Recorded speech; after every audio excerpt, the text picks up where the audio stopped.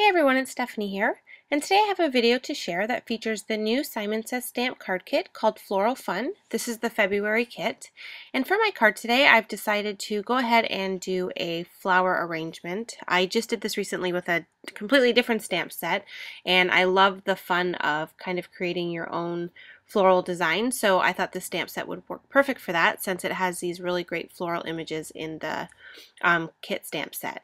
So what I did is I'm just using this cluster of flowers. It's just one stamp, and I went ahead and traced, I don't know if you can see it there, but I traced the vase die cut that I'm going to be using. It's a memory box die, just so I kind of know where I want that to sit on the completed card. And I'm just going to kind of work around that. So I just went ahead and stamped that cluster of flowers onto some masking paper, and I started off by stamping my first image, and I'm just going to use the masking to kind of avoid stamping the flowers directly on top of each other so it doesn't end up looking like a complete mess of stamped flowers. This will kind of allow me to be able to stamp them all around into a pattern but still make the flowers look like they're in front and behind each other like a normal bouquet would work. So I'm just using my X-Acto knife here to kind of lift the mask as I go and just kind of move it around once I figure out where I want to position the different stamp flower areas. And you can cut out multiple masks if that works for you. I think I only did the one mask here and I just kept moving it around just because of how the flowers are anyway. If there is a little bit of overlap, it's not too big of a deal, so it worked perfectly just to kind of move this one around and just continue to keep stamping. And then, like I said, I just continued to take it off and put it in new areas until I had the bouquet kind of where I wanted it. I tried to keep it somewhat symmetrical so that it looked even on both sides, and then just kind of built it up into the top area a bit just to give it a little bit more height and make the bouquet look completely full.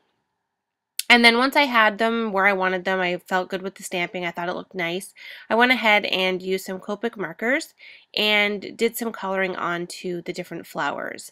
And I used a couple shades of pink and some shades of purple, like a deep grayish kind of purple, and just went ahead and went through the complete arrangement and did the light coloring first. So just figured out just kind of a pattern of where I wanted to put the first shade of pink that I'm going to be using. Completely coated the different flower petals, and then I'm going to go ahead and once I do that, take the darker pink color and go ahead and put some accent on the tips of the petals of the flowers just to give it some dimension once it's completely colored. And then I'm going to continue on here with the purple color now, and like I said, I'm doing the same thing. I'm just using the base color first and completely filling in the flower area, and then just taking the darker purple color and putting some around the edges just to give some dimension and make them look more realistic.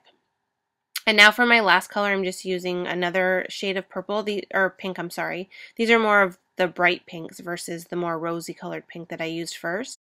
And I just did that because I really wanted those specific flowers to stand out even more with the dark pink color on the outside. And then once I had that completely colored, I just kind of filled in some of the white space that wasn't necessarily a stamped flower. I just went ahead and colored it anyway. And now I'm taking some of the leaf stamps here, sorry about my head getting in the frame there, and just going ahead and using some masking and then just kind of stamping the leaves all around to make them look like they're coming out between all the flowers. So now for the rest of the card, I went ahead and cut this is actually a jar die, and I'm just turning it into a vase for the flowers. I just cut it out of the wood veneer paper. I really like the look of using the wood veneer for these type of cards. And then once I did that, I did some more stamping of those flowers. I did not get it on camera, sorry about that. But I just went ahead and stamped them again on same Nino Solar White paper and colored them in with the same colors and then fussy cut them out so that I had about 6 or 7 individual flower pieces. And I went ahead and adhered those over the top portion of the vase to look like the flowers were spilling over, and then in some other areas of the bouquet just for some added dimension and detail. And then I went ahead and completely covered all of the flowers in the arrangement with my Wink of Stella clear glitter marker just to give it some glitter and a fun look to the flowers so they weren't just a plain solid colors. And then to complete the card, I just went ahead and used some of the colored paper from the kit and put a piece onto the card front, like you can see there. This is a top folding card, and I'm just going to trim off the excess, and then what I'm going to use that pink to be my matte piece for the thankful panel that I have already created. And you can see there I've already stamped the thankful onto the white piece, as well as added some May Arts twine to the vase just for some detail. I also added a Simon Says Stamp wood veneer heart to the center of the bow that I tied. And then once I was done that, I felt like it needed a little bit more with the sentiment, so I went ahead and used an older stamp set from Simon Says Stamp, the thanks set, and just used the For All You Do and added that to the bottom under the thankful. And then I rounded the corners with a 1/4 inch corner chomper rounder. And then one last detail was to add the Wink of Stella to the wood veneer heart. So that completes the card. Thanks so much for watching, and I will see you next time.